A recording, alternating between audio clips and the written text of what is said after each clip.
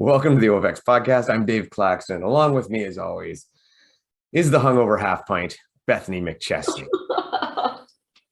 Dave. You know what? That wasn't the original one, but it had to be done. Oh, man. So, right off the top, how was your weekend? Well, I had a good weekend. Yes, I celebrated a friend's 40th birthday and it was an 80s theme. And yes, I was not feeling very good when I saw Dave the next day. You know what, though? It's off season. It's all good. It's off season. It's all good. It's all good. It's all good. Yeah, exactly. And you made it still. You still made it. I was impressed with that. And I was surprised. I'll always show up still. Yeah, we couldn't get you to compete, but you made it there. And actually, I think it's too bad because I think you would have done really well. I think of course you. So we were at a ninja competition, and it was going to be Bethany's first ninja competition, but fate had. I think it was better that I watched. I'm not so sure if I was totally prepared for that level, but I don't know. I think you were. There's only one way to do it. You just jump in. It's the only way. Yeah, you're right. Yeah. And I will have to say, though, as far as from like an OFX perspective, we cleaned up. I mean, I won Masters. My son won the amateur. His girlfriend won young adult. And then, well, there's more about that, but we'll get to that another day. We'll get more to that another day. So yes, it was very good. And it was, for me, it was exciting to get back on the ninja course. And I was kind of nervous. Yeah. You know, I mean, and if anybody listening wants to see any of the videos, it is on the OFX Instagram. So we did some live feeds and they went onto the our Instagram as well. So if you wanted to see Dave do his ninja course, you can go to the Instagram. Just watch round 2. Round 1 was a bit of a mess. It was definitely a lot of rust flakes coming off there. I was like, I was not happy with my performance on round 1, but round 2 was much better. Other than the balance obstacles, everything was pretty good. I got it, got through it pretty clean. I'm still not good at warp walls. I need much more practice at those.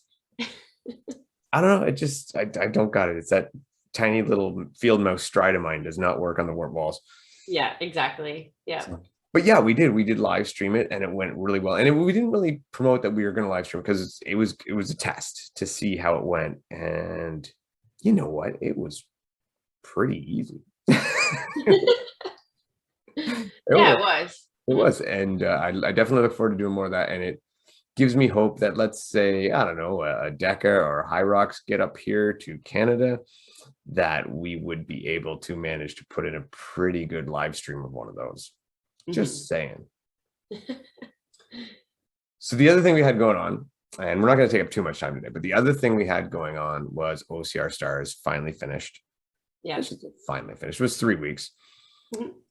You had a miraculous comeback and managed to win your division. Yeah, so we won the only female, the relay, sorry, the 3 female team. We did win. We were in first after the first event. We managed to keep it till the last event, but we're just not going to mention how many teams were in our division. I was worried for a while that you guys might slip, but you managed to hold on. We pulled it off. Yes, you pulled it off and maintain your OCR Star podium streak. There you go. So what did you think? What did you think about the whole thing? Like, because we talked a little bit about it before and kind of individual things. Yeah. Did it pan out pretty much as you expected?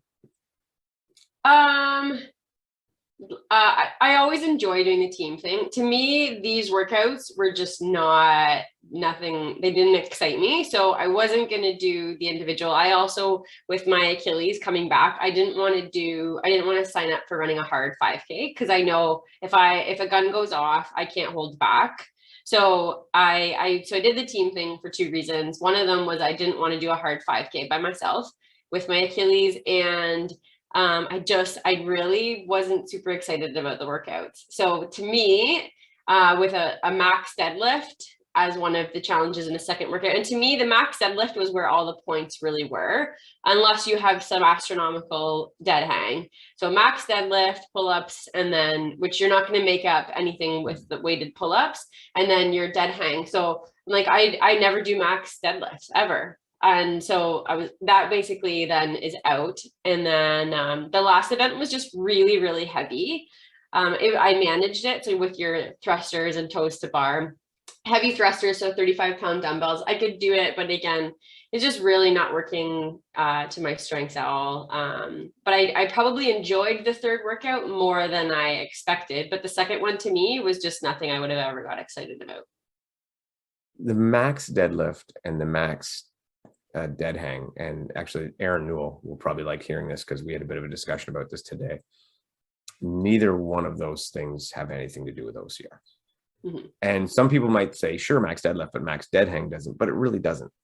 I mean, being able to hang from a bar from 8 minutes does not tell you anything about obstacles, and nor do you need to be able to do such a thing to be great at obstacles. Yeah. It's far more technique, and even, you know, it's all about transition and momentum and movement through time and space. Very difficult to simulate in a gym, and I get where it was that in the workout. I thought of that workout, the pull-ups were probably the most OCR, I don't want to call specific, but orientated exercise or movement, and it was worth the least points. Yeah. It actually was for a little better than a tiebreaker in the end. Yeah. So I agree with you. The thruster toe to bar run workout, I actually like that workout. I mean, to me, that's a good one. I like the way that's set up. That's good. But again, and I've said this a couple times, I don't think thrusters translate to OCR either, and nor really do toes to bar. But I like the workout. I like those movements. That's okay. It's just me too. Yeah. I think the weight was probably, if you're talking about OCR athletes, it was probably slightly too heavy, because you're just kind of pushing again into that realm of like, not all OCR athletes necessarily lift that heavy, and that weight is pretty substantial. So I don't know, they could have taken it down, like even 30s and 45s would have even been like that much more manageable. Mm-hmm, mm-hmm. Yeah. And I think it was Dylan Scott messaged me earlier in the competition, and he was like, you know, when I think of top OCR stars, I think of Hobie Call, you know, Albin. Atkins, yes, but Atkins is a different animal. And let's be honest, the reason Atkins did so well in this was because of his running and his dead hang. Right. Nothing to do with his toes to bars, thrusters, deadlift, any of that. Yeah. Anyway, and those other two guys wouldn't stand a chance at a competition like this. I know. Like, how do you think John Albin would have done with a max deadlift?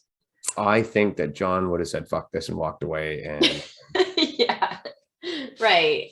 Yeah. So if you're going to call it OCR stars, then maybe those aren't the right choice of workouts. Yeah. And I like the concept of the competition. Like I said, I don't have a problem with the workouts. I just the name is a little misplaced. So, and then I love the idea of the team thing too this year, but then again, the way they divided up the workouts for the team was also kind of frustrating. So it was not evenly distributed, the work that was in the workouts. So the team thing is fantastic, and I hope they do that again, but they just consider what's the work that each person's going to do, and is it evenly shared. Yeah, and don't get us wrong, it's not like we're, this is horrible, don't do this. Yes, do it. Yes, do it again. Just take lessons learned and improve, because it's a great idea. It's a great concept. I like what they're doing. I think it's fantastic that these dead hunters setting this up and giving back and giving people a chance to compete. I really, really like it. Yeah. We're just saying, you know, make the improvements. Yeah. Make the improvements. It'll be even better, and it will draw more, because quite frankly, this year, the sign-up rate wasn't great. Yeah. But is what it is. You'll be happy to know that I did get penalized. For what? Thrusters. I was told that they were not to full lockout, which I would argue, but I you know, it is what it is, and they're the judges and they get the call. Yeah. You know, my video is out there, so anyone can judge for themselves. Yeah. I don't really care. But Yeah. So I got So they penalized. watched videos, which is good. Yes, they did. So I thought you'd like that. And that does, I don't mind getting penalized because it doesn't mean they're watching and they're doing a good job judging. And judging these things is frigging really hard. Really, really hard. So, good for them sticking it to me. Way to go. Yeah. And just so you know, we podium too. We were in a 3-way tie for third. Oh, wow. So we'll take it. We'll run with it. We were hoping for not dead last, and we got it. So today, we're going to get right to our guest. We have a great guest, and she is from the Atlanta area. She's a Southerner.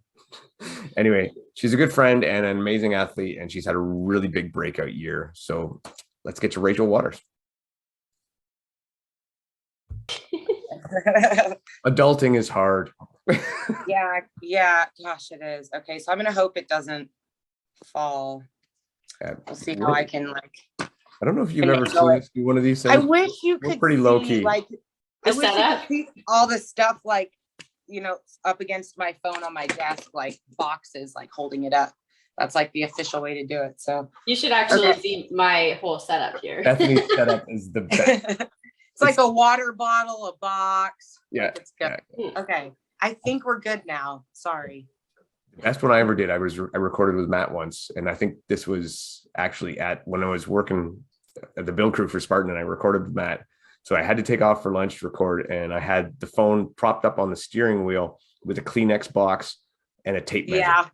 You're like driving. Yeah. No, I was stationary, so it was safe. But I was just like, to try to prop it up so it's good. And then we got halfway through, and the phone shut down, and I was like, "What the hell?" And it turned out because it was so nice out, the phone overheated from the sun beaming into the windshield, and I was like, "Oh my god!" So awesome. I'm gonna grab this drink, and I'm good. All right. So this is exciting. Half of that stuff I won't even chop out. We'll just roll with it. But, I'll introduce you anyway. So this is, and I have coined her this. This is her nickname that nobody else calls her, but I really liked it, is Rachel Shark in the Waters. See, and it's because that's the way she's been this year. She's been like the shark in the water. Like if anybody screws up, she's there to just, chomp them down kind of thing. So anyway, welcome, Rachel. Hi. Yeah, you just created that nickname for me. I appreciate that. I guess I didn't have a nickname before, so. Well, when we did the broadcast, Bracken and I, we said that race was a true shark in the water race, where it would just come down to, because they had the 2 difficult Savage rigs, and it would come down to that last rig, especially with the female division. If the first couple of runners weren't able to get through it, which happens at Savage all the time, and then it would be when the runners who maybe aren't quite as fast but are more skilled at the obstacles start coming out and take advantage of it. And that was exactly we get to all that. I appreciate the nickname. I guess that makes me like official, right? Like I've hit it now. I have a nickname. So. Dave loves giving his nicknames. Okay. What's your nickname? Well, it changes every day. Every week. She actually has a shirt with like 12 of them or 15 of them on the back of it. Okay. Right.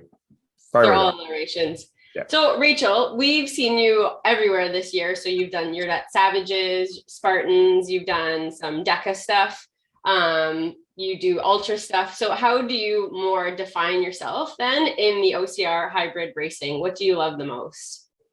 Oh, it's so hard to pick a favorite because I think every race is good in its own way. But I would have to say that I tend to prefer the mandatory completion races. So, gosh, it's hard I can't define myself. I guess I just sign up for the things that look fun. And then I also set goals too. I wish I had a better answer than that, but I just kind of see the venues that look fun, the events that look fun. And then this year I decided to start picking maybe more competitive events, which would be some Savages and series races and stuff.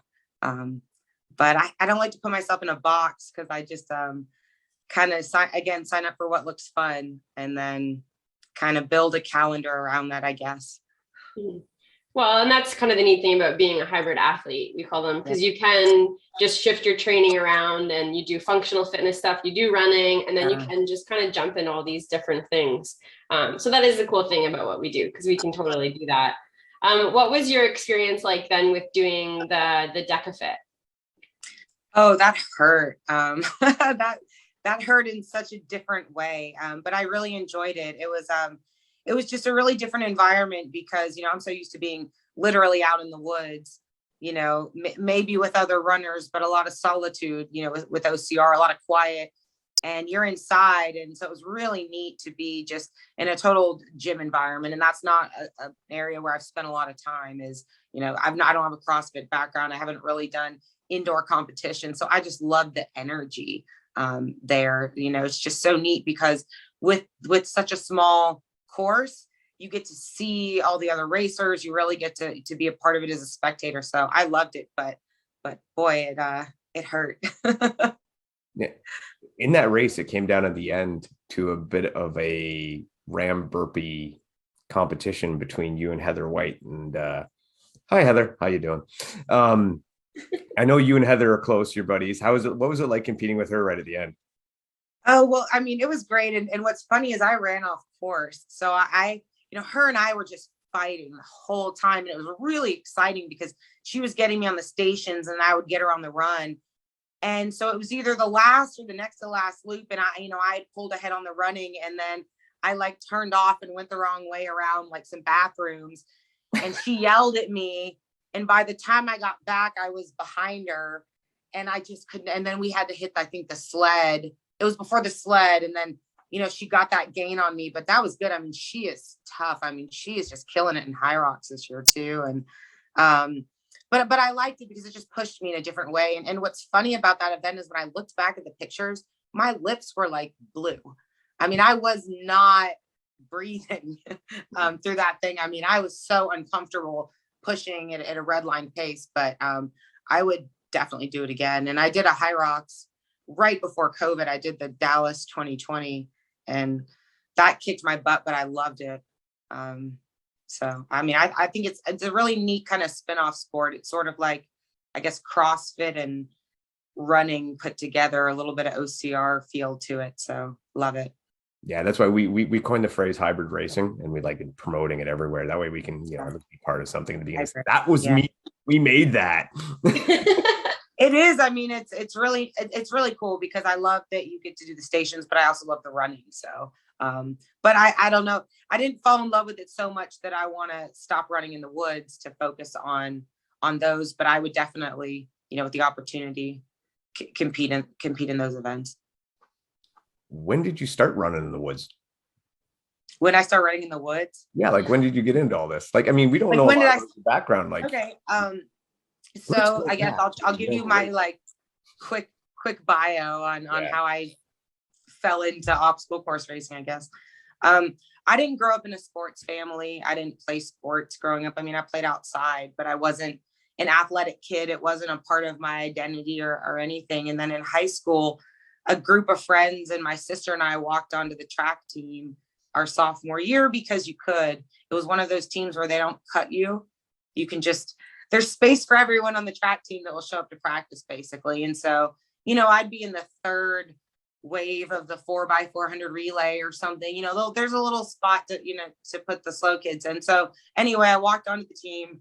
The next year, we just decided to do cross country. So I just started running, and something about it clicked for me. Maybe it was getting an escape or learning to push myself. And again, since I didn't play sports, I didn't really ever, learn that. So I went to college. I didn't run for my college or anything, but I just ran on the side just to kind of stay fit, I guess. And then I did a trail race, and then I did a couple of years of trail racing. And then I met someone at a trail race that in 2015 that said, "Hey, have you ever tried a Spartan race?" And I was like, no. And this was in February. And so I signed up for the Atlanta sprint that was in March, and had so much fun that I had just never looked back. And here I am today. So that's it. That's how I started running in the woods. Simple. I just started running and I just haven't stopped. And road running. Luckily I got over road running and moved into, trail running. So I've basically gotten cooler because I went from road running to trail running to OCR. So. It seems like a pretty natural progression, actually. It is, like, you kind of phase into them. So, but I just love OCR. It's so much fun. You said you did your first Spartan there. Now, everybody seems to remember this. How many burpees do you do on your first Spartan? I don't remember, but the thing is, I didn't even know you did burpees. And then when I got there, I was like, why are those people doing burpees? And then I found out, and I did an open wave. And this is back when they had the memory test, and the rope climb, you started in a pool of water and the rope was like in water, like chest high. And I didn't know how to climb a rope. I was trying to just use my hands. I mean, I was so beat up. I don't remember, probably at least 120 or so. I don't remember. I was just like so beat up though, but I loved it. But they didn't have like rigs and stuff back then. I don't think. I think it was like, maybe the hard things were monkey bars. This was before they even had like rings. I think this was like monkey bars, spear throw, stuff like that. Rope climb, maybe. Yeah, it seems like forever ago. It really was kind of this trail running with inconveniences. That's a good way to yeah. So Rachel, you had a bit of a breakthrough season, I would say, this past year and a bit. So what do you think then contributed to that? I just started working harder. It's probably the best answer ever. Yeah. I mean, I just started running more and working harder. And, I cleaned up my diet. I fixed some stuff that I needed to work on that was holding me back. And, it's not really anything magic. I wish there was some magic answer I could tell you, but I just got sick of myself and said, you need to run a little more. You need to do a little more if you want to do a little better. So it worked. So wait a minute. You're saying that if you work harder, eat well, and live clean, you'll perform better. Yeah. Listen, Rachel, that's never going to sell. Okay. You're not going to make any money selling that. You need to come up with I know the magic. I'll find the magic pill that I took. Slice of pizza a day diet is what you need to do. So if you exercise and eat right and take this slice of pizza every day, you will lose weight and become very physically fit. There you go. Yeah. I mean, I just started working harder, and I think nutrition was probably something that was the biggest piece that I was missing. And, I had to clean that up. I had to take care of my business, because it was like, you're holding yourself back this way. If you want to perform like an athlete, you have to fuel yourself like an athlete, and you have to let go of, all this drama you have with your relationship with food, or what you've dealt with in the past. And, you just gotta, I think that if I had to say like what the biggest thing was, like, I started working harder, but I would say it was kind of like working through issues that I had that helped me better my nutrition. If that makes sense. Does that make sense? Yeah. Yeah. So no, can we let's get into that a little bit more, because I know you're pretty open about it on your social media. So then I feel like it's safe to then ask you about it. So you've talked about your disordered eating on social media. And so I'm very curious though, because you have this day. So you have a defining moment, I guess, when things shifted for you. So what exactly was it about that day? I just was, I was on a vacation, and I had this nothing happened, but I just kind of had this reality that I wanted a different life. And I would never have the life that I wanted if I did not get rid of this problem from my life and just start. And so I just got a calendar and put it on my bathroom. And day 1, I wrote a number 1. And day 2, I wrote a number 2. And I just kept it going. I just got sick of myself. I think, it's not that maybe some people hit a rock bottom, or a loved one confronts them, or, they get backed into a wall where they have to make a choice. But I got sick of myself, I don't know if you've ever gotten sick of your own shit, but No, I'm I was, fascinated. yeah, I wanted a different life, and I realized like I was making this choice every day and that I had control to make a different choice. Mhm. And so I just started making a different choice. And, I read, have you guys read Joe DeSena's book, Spartan Up? Yeah, I read it. Yeah. Yeah, he has that one, and he has another one about living the Spartan lifestyle. And in one of them, he tells this story about this Olympic rowing team that was, they wanted to win and they did terrible. So that year they committed that every decision they made for the whole next year or 4 years would be, does it make my boat go faster? And so when they approached their life that way, it made it easy to decide between, drinking or partying or not exercising or doing whatever, was counterproductive to their training. And it was really simple to me. And so I also wrote that on my mirror, will this make your boat go faster, with a question mark? And it's like a reminder to me that every decision you make can be either towards your goal or against it. And I just decided my goal is OCR, and, an eating disorder doesn't support that. So not room for it. It's not going to make my boat go faster. And then on Joe's story, they obviously clearly go back and they win the next year, but it was that question. And so I just had to break my life down into like moment by moment choices, which healing from any sort of eating disorder or addiction or whatever it is, it kind of sometimes comes down to like second by second or moment. So that was a big one too. That was a good quote. So I just wanted to share that, because if you haven't read that, that's a good book. So I'm just so curious then, like how you then were able to just shift. Was it just shifting the way you looked at food from it being fuel for your goals? No, I mean, I always try with eating disorders not to get too behavior specific, I guess, because I don't want to like trigger other people. And there's a lot of like lack of knowledge. So I hate throwing like big eating disorder words out there. But if you had to categorize, what I struggled with was with bulimia. And so that was sort of the bucket you would put me in. And, and so for me, it was about sobriety from that.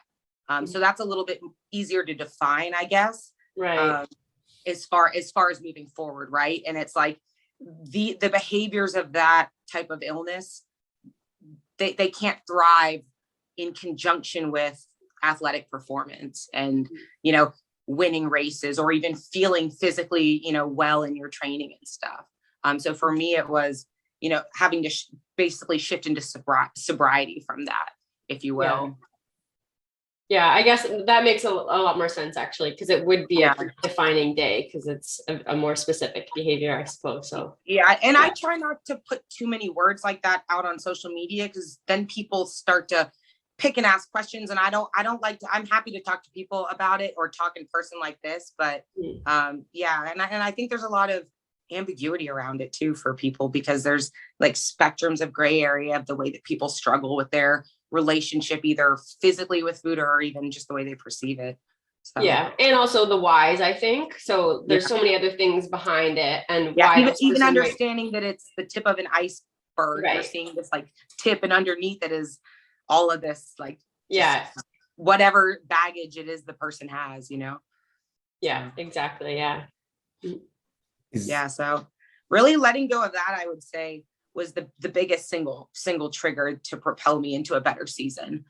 Because, I'm not a scientist, but, better nutrition can also help with performance. And so that's part of the reward too. It's like this momentum building, right? Because it's like, hey, when I was willing to let go of that, I made room for, winning a race I want to win, or, achieving a goal I want to achieve, or being able to do this and feel better or recover or whatever. So I guess, when you build momentum, it kind of keeps it going. I think too, the sense of empowerment that you were able to do this thing that's really, really hard. Like you're able to put this thing behind you, and then you feel if there's this sense of accomplishment, and then, well, if I can do this, what else can I do? So that's also like the building momentum piece of it too, is the psychological aspect of it. Oh yeah. And I mean, I don't know your specific background, if it's something that you've struggled with, but I mean, I struggled with it a fair bit. Yeah. I mean, I would have never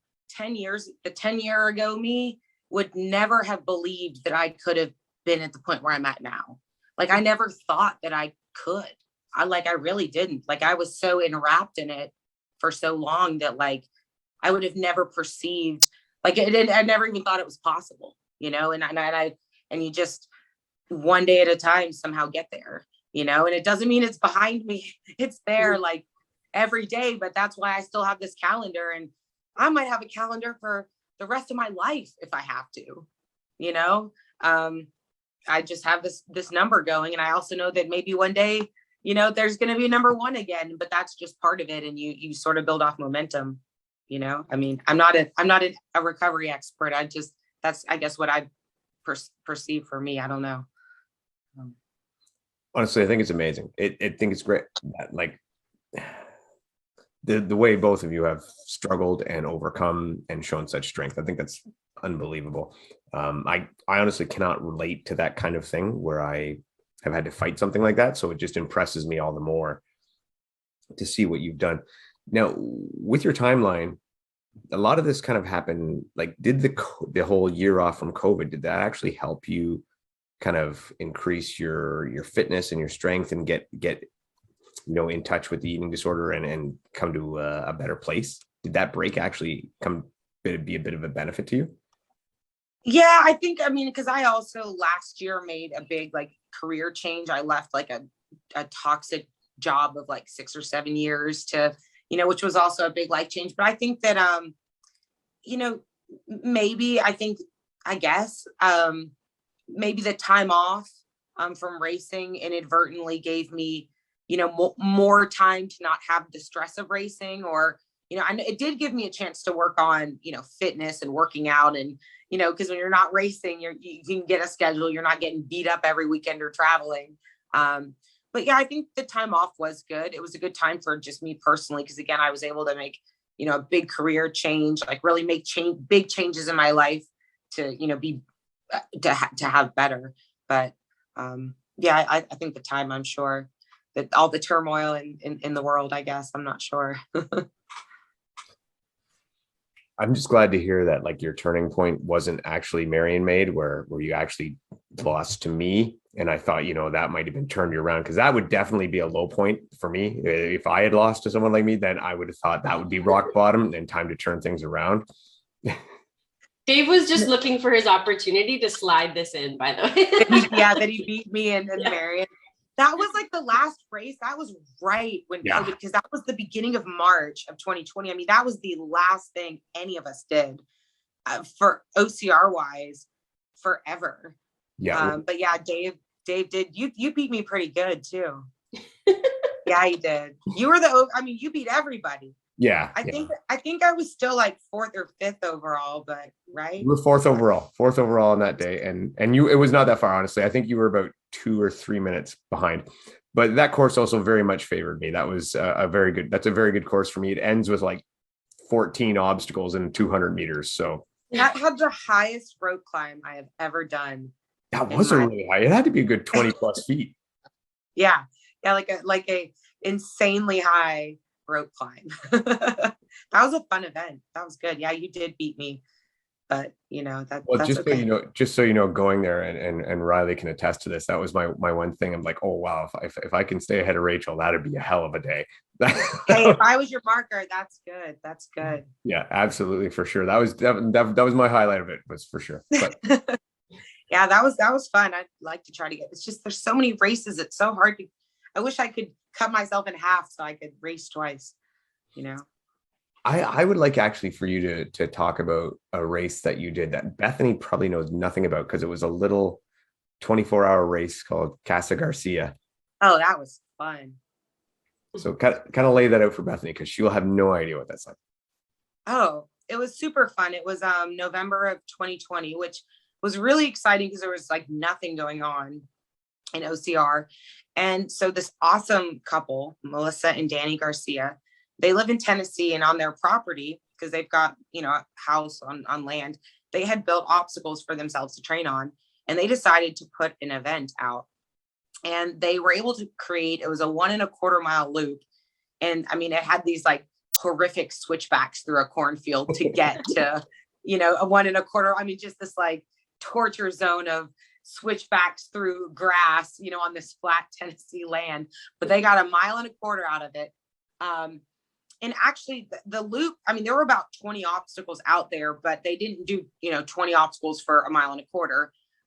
But essentially it was a 24-hour event where you went on repeat for this loop as many times as you could. And I loved the way they did the obstacles because they had 5 per 1 1/4 loop open at a time, because their logic was, you know, you're getting about 20 to 25 per 5 miles, which is, you know, obstacle density, you know, what you would expect. And but what they did was they would change up the 5 that were open every 2 hours. And so you might do these 5 obstacles for 2 hours. And then right when that 2 hours was changing and you're coming through transition, on the whiteboard would be the next 5. And so you did do some a couple of times. I think we ended up having a rope climb at least, you know, 4 or 5 times. So for 8 to 10 hours, you're climbing the rope, but you're not doing it every time. So it was really neat to do that, because we were able to do all of the obstacles, but not, you know, this gauntlet. So yeah, we did. It was a small event. There was, I think, 10 of us, because that's all they would do, because, you know, with COVID and it being small, and we just went out there and ran, and I just was racing Tony, and Tony was kept going, and I was like, oh, he's not gonna get me. And I went out there, and somehow I just was able to kind of run the whole thing, and ended up beating everybody. So I got to be the overall winner there, which was really neat in that race. But, you know, I'm not sure. Have you done any 24-hour OCRs? No, I've not done anything that long at all. Oh, it was great. I mean, because, you know, the clock goes and your transition time is your transition time. So we had tents set up, and it was like, you know, I think I changed shorts once and got food and everything. And yeah, and just went, and I was able to get 80 miles, which I didn't even know I could run 80 miles. I like didn't think that was physical, because I wouldn't just go run 80 miles by itself. Like that wouldn't be fun. But I did it with the obstacles, and ended up being, I want to say something almost like 250 or 300 obstacles or more. Because I guess I did 60 laps, and there were 5 on each. Yeah, about 200 obstacles. But and I loved it. It was so much fun. But Dave's friend Tony was there, and he finished behind me. And he was, that next morning when the sun was coming up, he was pushing me, because he was out there still running, and I knew I had to keep going. So I couldn't let Tony beat me. Tony is hyper competitive too. Like he would be, yeah. And he doesn't care, man, woman, whatever. It does not matter to him. He's just like, there's someone in front of me. I need to catch that person. Yeah. But it was a really great race, because they had a pegboard, they had Stairway to Heaven. They had like 4 or 5 different types of rigs. They had the highest Irish table type thing I've ever had to do. I mean, they had like legit difficult, heavy Atlas balls and tires, and, you know, I mean, just everything. So the event itself was, it was a high caliber event with the, you know, format they were organized. It was a really cool event. I keep hoping they'll do another one, but the problem is, if they try to, they're not going to be able to cap it at, you know, 10 people, because we're all just going to go crazy for it. And the best awards ever, like the plaques they got, were unbelievable. Oh my gosh. Yeah. Because Melissa's very artistic, and she made them. So it's this, because their logo kind of has, I don't want to call it like the candy skull look, but it's kind of this like artsy skull. And so the award was this like plaque with the skull on it. And they had posted it the like week, a couple days before on Instagram, getting us excited. And I saw it, because it was just overall winner. And I was like, that's mine. Like, that is mine. You know, it doesn't say male or female. It says overall, and they made overall because they knew I was coming. Like, that's for, that's why they only made one, because they knew that they couldn't put male on there.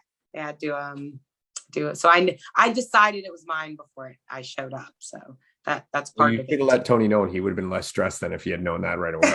Yeah. Oh, he crushed it though. He did really well.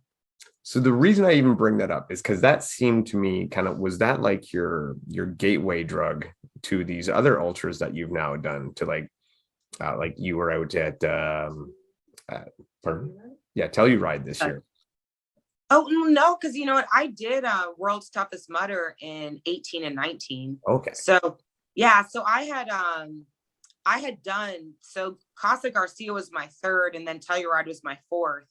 So 18 I did, because it was in Atlanta. So I was like, yeah.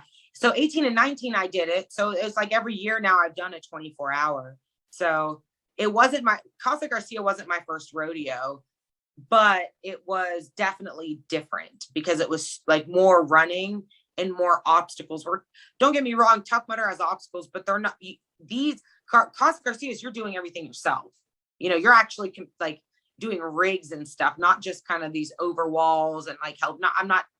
Trust me, World's Toughest Mudder will beat you up. It is not a easy course. Those aren't easy obstacles, but it was just kind of different.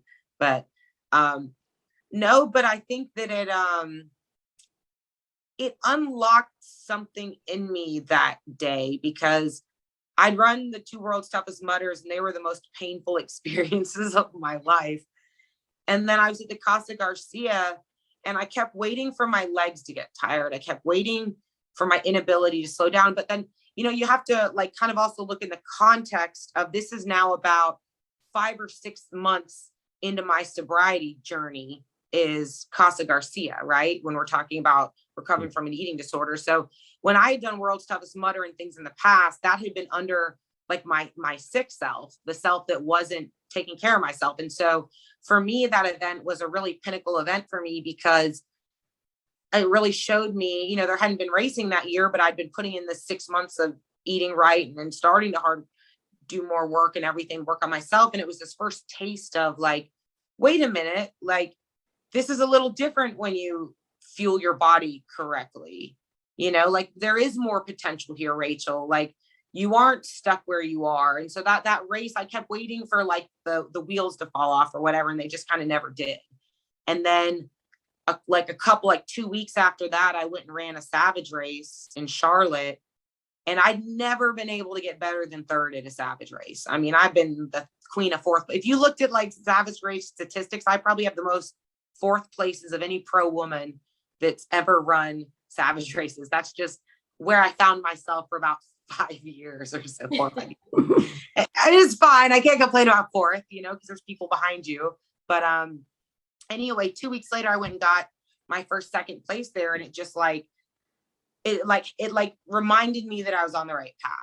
And so like the Casa Garcia race was really special for me, because it was like this big feat that I felt like I did, but it was also in the context of like doing it in a healthier version of me, I guess. And that was only like 6 months in. So I guess it all kind of comes full circle, huh? So you might as well jump on now. So you said you got your first ever podium, I guess you would say, first ever Savage podium during this part of the journey. I've gotten thirds before, but I always felt like I barely squeaked into a third, and I couldn't break the third barrier. So I've got a second. Yeah. So now this year you've been all over Savage podiums. Yeah. It's, did you not get your first axe this year? I did. It was so great. I would say it's so hard for me to pick like it's not that race course was my favorite course I've ever run, but that win, that getting one of those axes, like that was something for me that was just, I felt like I could never, if I ever wanted to stop racing, ever do it without one of those, I had 4 goals this year. I wanted a Savage axe. I wanted to win a Spartan race. I wanted to get top 20 in the US series, and I wanted to get top 10 in Telluride. And that was like the 4 things I wanted to do. And that Savage axe, I wanted one.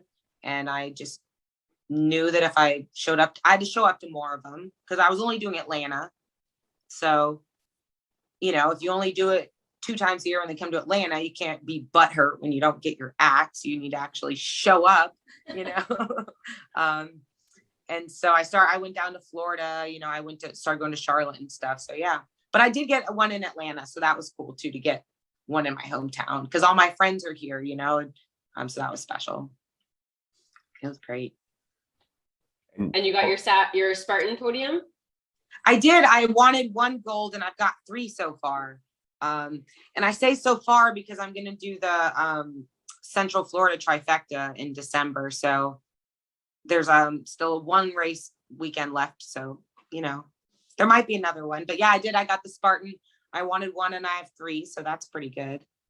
And then I got 16th in the US series. And that was even, my series got messed up because I ended up getting COVID and missing one of the races. So I think I could have done a little better than 16th if I had been able to shed one of mine, because one of mine was like, my Utah race was just garbage. It just didn't go that way that day. But and then I got 4th in Telluride, which is top 10, but you know, closer to the 1 than the 10. So Pretty badass top 10, actually.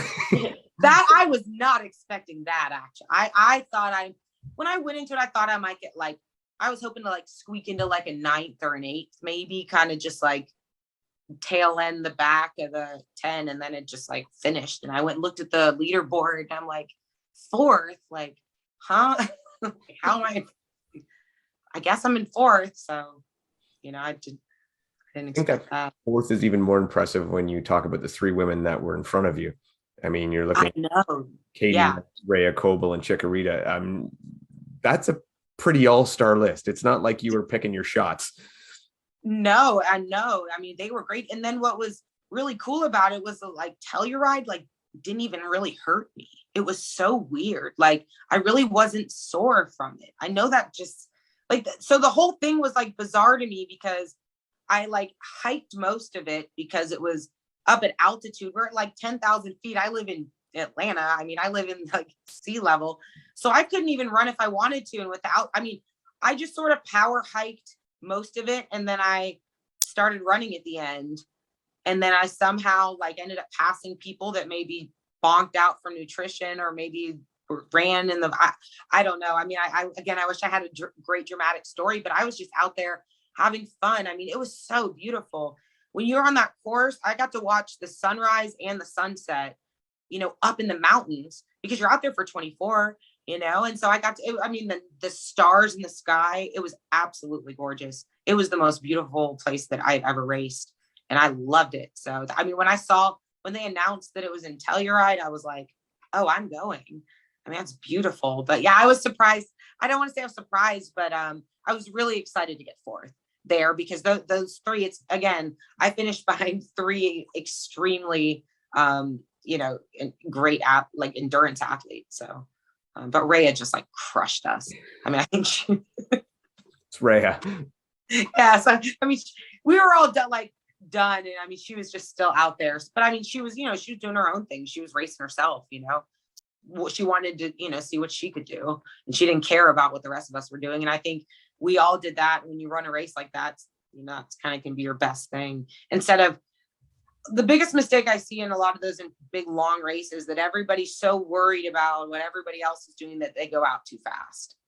And they think that, you know, just because everybody's running in the first 4 hours, that's what they need to do. And it's like, you know, if you're 6 hours into this thing and you're pooped, like you still have 18 hours to go. So I think that, you know, that approach has really worked for me, which is kind of feel it out on the front end and then pick up speed later if I need to. And that's kind of just what I did there, and ended up being able to kind of pick up at about hour 18 or so when everybody else was starting to maybe drop or whatever. But, you know, it was beautiful though. I'm interested to see which venue they're going to do next year. Your strength and obstacle proficiency, do you think that helped you a lot there? Like maybe saved you the effort that some of the other women maybe kind of fell into a lot? I think so. Now the obstacles felt harder at altitude. I mean, to me, like the Atlas ball at, you know, 10 or 11,000 feet feels much heavier than, you know, when I pick that thing up at home. But yeah, I mean, because I didn't fail anything except my spear throw.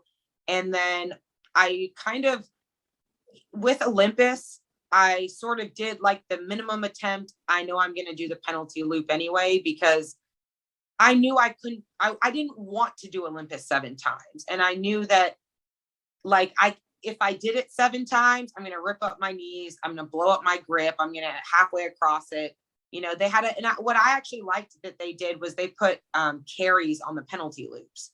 Mm-hmm. So if you failed something, at least it made it a little harder. So I ended up having to do an extra bucket carry. But, you know, by the middle of the night, that thing was iced over anyway. So I think everybody ended up having to penalty Olympus through the night and early morning with the cold. But so I can't say that I did Olympus because I technically failed Olympus and spear throw. But no, I think the obstacles help because if you're not doing all those burpees,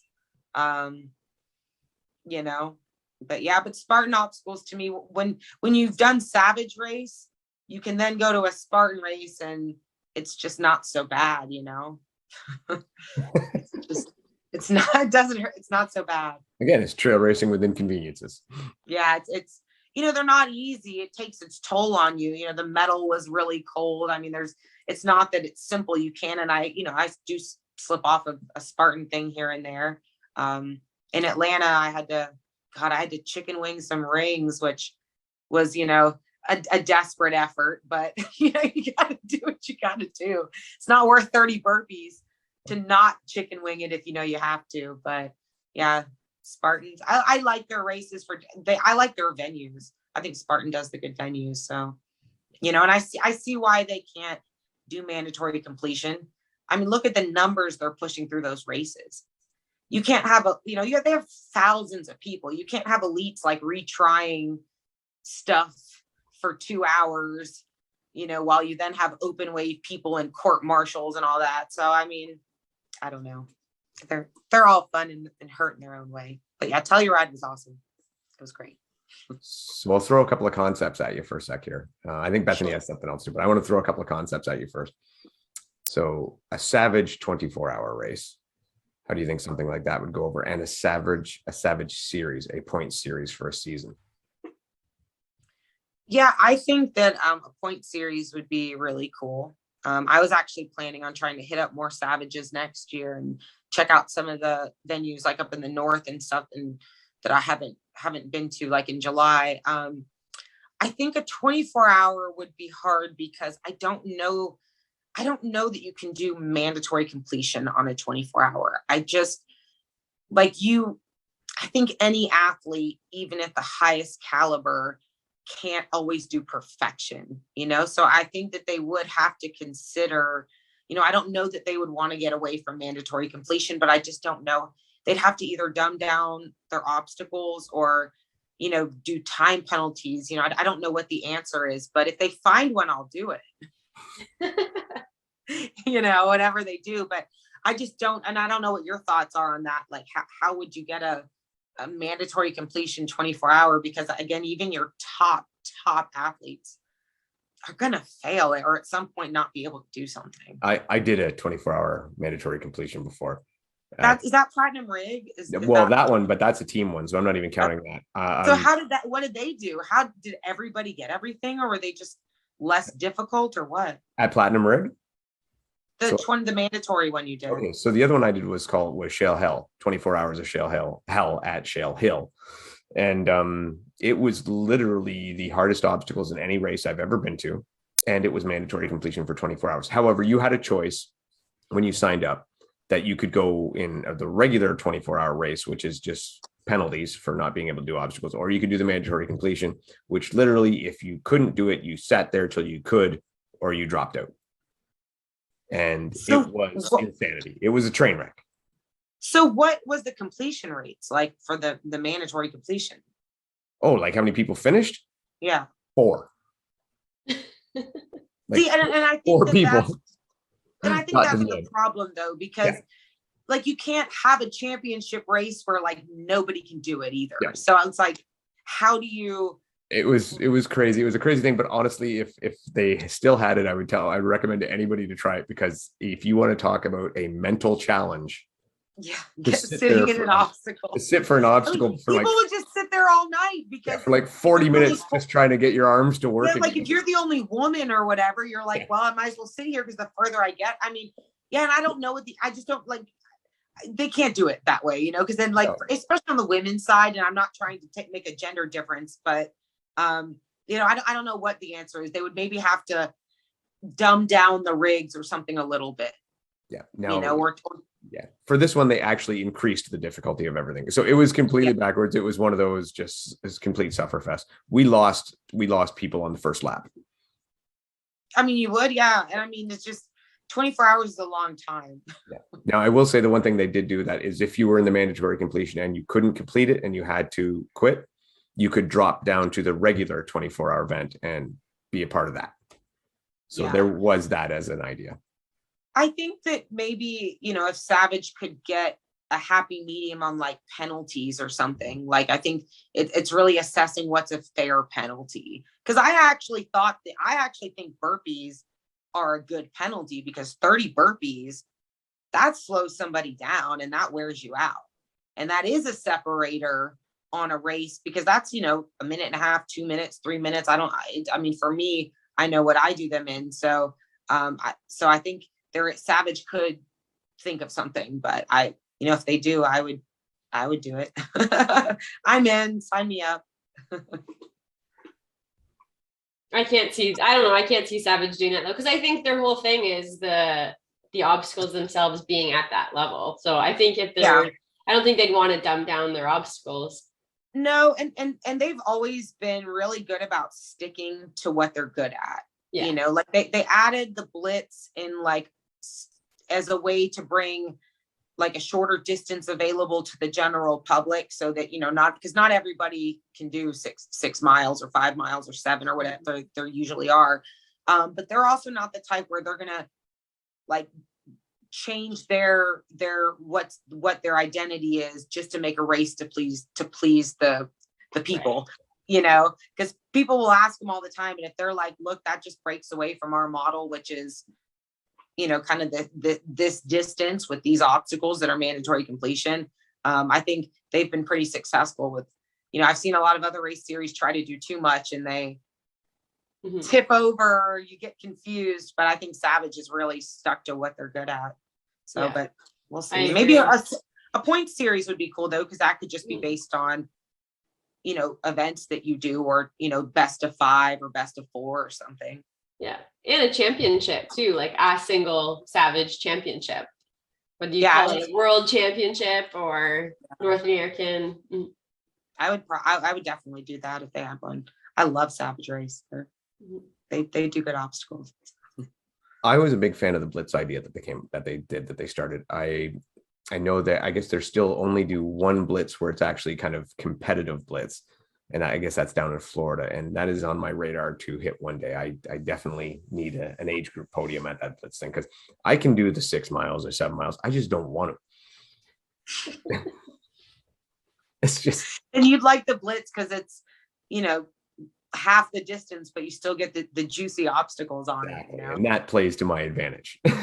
Yeah, it'll get you that second day on the blitz with all that grip stuff. Yeah, it's always. But yeah, because I think Florida is the only venue where they can do the two different days. So it's definitely worth it to go down there, because you can do 2 competitive for Florida. Awesome. All right. Well, I'm good for that. Bethany, is there anything else you got for Rachel?